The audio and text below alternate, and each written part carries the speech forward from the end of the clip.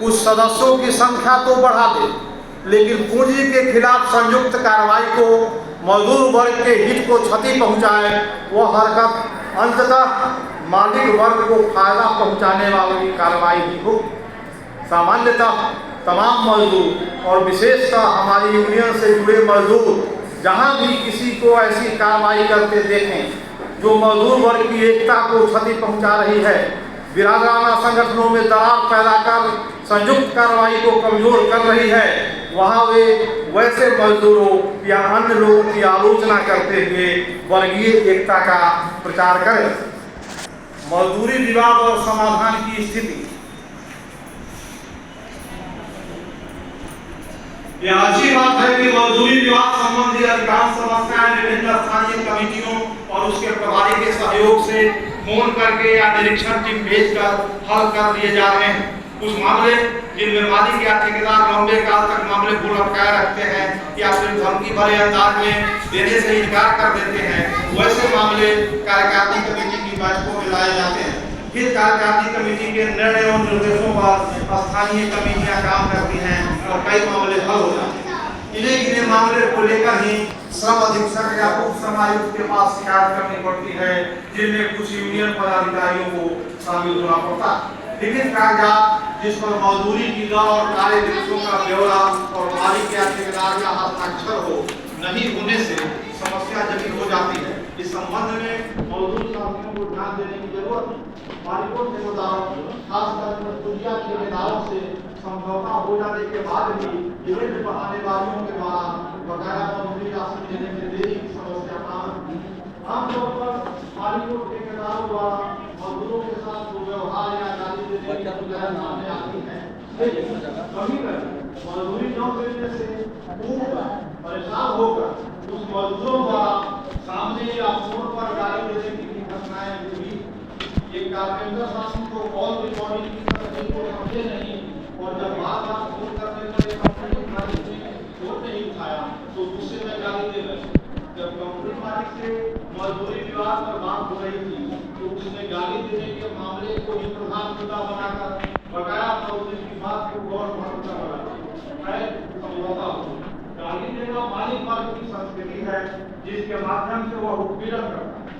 मजदूर वर्ग हर तरह के शोषण उत्पीड़न का विरोध करता है, इसलिए वह पूंजीपति वर्ग की प्रभावित संस्कृति के प्रभाव जाल से अपने को मुक्त करे और हर तरह के शोषण उत्पीड़न के खिलाफ संघर्ष की संस्कृति का झंडा बुलंद करे।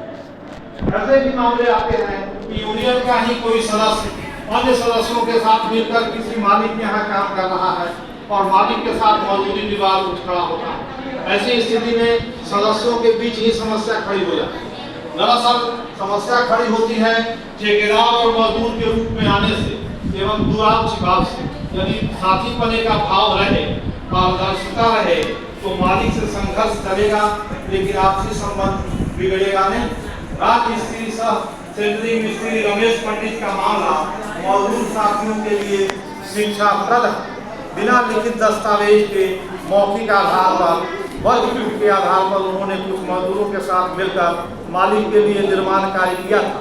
मालिक से जब बात की गई तो पहले उसने इनकार कर दिया कि वह रमेश पंडित को जानता है या उसने कोई काम कराया है, लेकिन यूनियन के दबाव से उसने काफ़ी हुज्जत के बाद बहुत ही कम राशि देने की बात कही, जिसे स्वीकार नहीं किया जा सकता था।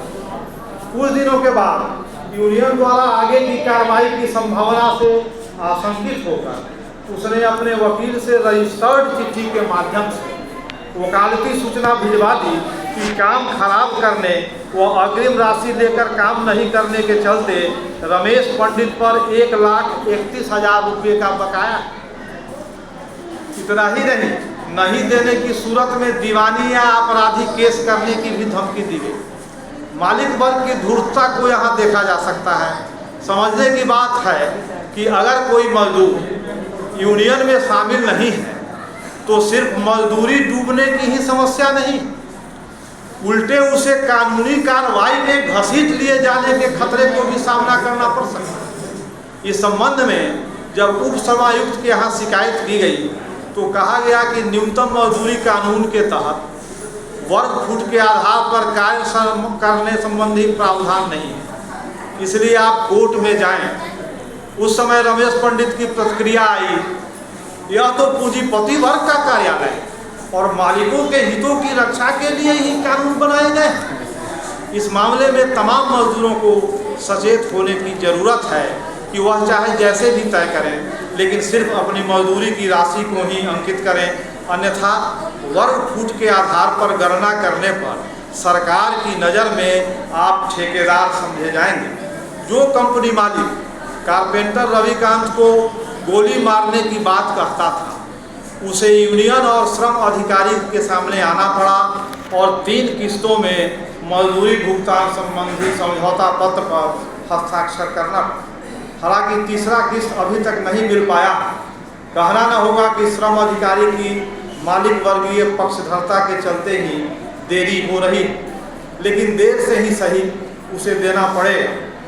साथ ही रविकांत को भी कार्यालय का चक्कर लगाते लगाते यह एहसास हो गया कि ये अधिकारी मालिक वर्ग के पक्ष में किस तरह काम करते हैं। लेकिन वर्ग संघर्ष जरूरी है, क्योंकि उसके बल पर ही कुछ हासिल करने की भी स्थिति है।